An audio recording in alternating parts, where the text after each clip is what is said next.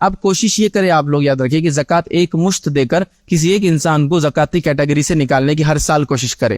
مطلب زکوٰۃ کو توڑ توڑ کے دینے کے بدلے ایسا دے کہ وہ ایک آدمی زکاتی کیٹیگری سے نکلنے کے لائق بن جائے. اس طرح سے زکوٰۃ دینے کی آپ کوشش کریں. مطلب یہ کہ میری زکوٰۃ 100 روپے نکلتی سمجھ لیجیے, میں کوشش کروں کہ یہ بار کسی ایک مستحق کو جو خاندانی ہو, مطلب خاندان سے ہو, میرے نزدیکی رشتہ دار ہو یا میرا پڑوسی ہو یا جاننے والا ہو. پہلے آس پاس کے لوگوں کو دیکھیے نا, دور دور کیوں جاتے ہیں, پہلے آس پاس دیکھیے. یہ پہلے مستحق لوگ ہیں آپ کے رشتہ دار, تو آپ دیکھیے اور اس کے بعد ان کو اسٹیبلش کیجیے کہ بھائی بھانجے صاحب آؤ, آپ بہت دن سے پریشان ہیں, معلوم آپ کو بہنوئی کی حالت کیا ہے. ان کو بلایا, ایک تجارت ڈال کے دے دی, بزنس کھول کے دے دیا, تاکہ آپ ایک کم از کم آدمی زکوٰۃ اگلے سال نہیں لیں گا, کیٹیگری سے نکل گیا. اگلے سال آپ کیا کریں, آپ نے 4 لوگ تھے, چاروں کو 25 روپے, کسی کا مسئلہ حل نہیں ہوا.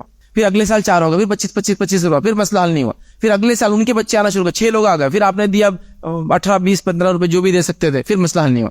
آپ سب کو بولے کہ میں یہ سال ان کو اسٹیبلش کر رہا ہوں, اگلے سالوں کے لیے آپ انتظار کریں, اللہ مجھے دے تو میں کر لوں گا. پھر اگلے سال پھر, اچھا آپ اپنا نہیں, آپ کے بھائی وغیرہ زکوٰۃ کے خاندانی لوگ ملے, خاندان کی زکوٰۃ جمع کرے اور خاندان کے مستحقین میں اسٹیبلش کرنے کا پلان کرے کہ ان کو یہ دلا کے کھڑے کر دیں گے, ان کو ایک چکی ڈال دیں گے, ان کو ایک سیکنڈ ہینڈ رکشہ دے دیتے ہیں, ان کو ایک ہاتھ گاڑی ڈال کے دے دیتے ہیں, ان کو فلاں کرتے ہیں, اور سب لگ گئے روزگار سے. ایسا کیجئے. تو زکوٰۃ کو توڑیے مت, بڑے رقموں میں دیجئے, ایک مشت بنا کے دیجئے, اسٹیبلش کھڑا کرنے کے لیے دیجئے, تاکہ فہرست میں سے غریب نکل جائے.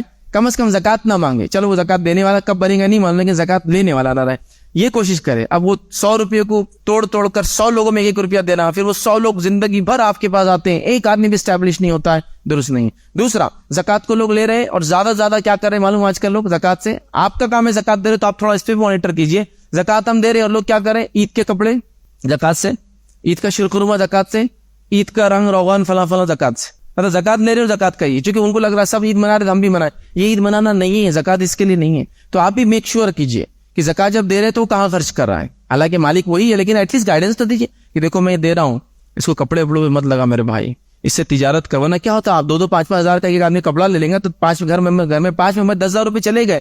یہ 10,000 روپے اگر ایک جگہ آئیں گے تو کچھ تو سامان لا کے کم از کم گلے میں لٹکا کے بیچ تو سکتا, گلی میں جا کر, یا نکڑ پہ کھڑ رہ کے ایک چادر ڈال کے تو بیچ سکتا ہے نا.